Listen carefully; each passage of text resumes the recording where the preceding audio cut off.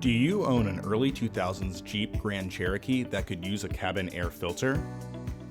For many vehicles, changing your cabin air filter is an easy task. But what if your vehicle does not have the proper housing? Most people do not realize that Jeep Grand Cherokees from 1999 to 2010 do not come with a housing for a cabin air filter. Fortunately, we have a solution with our AQ1097KIT, which contains both the housing as well as the filter itself. Each kit comes with installation instructions, so you can quickly and easily install the kit yourself.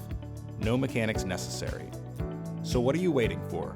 Bring new life to your vehicle with a fresh cabin air filter and housing today.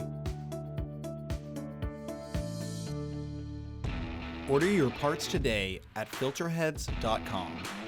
Also, please like our video and subscribe to our channel so you won't miss any new content.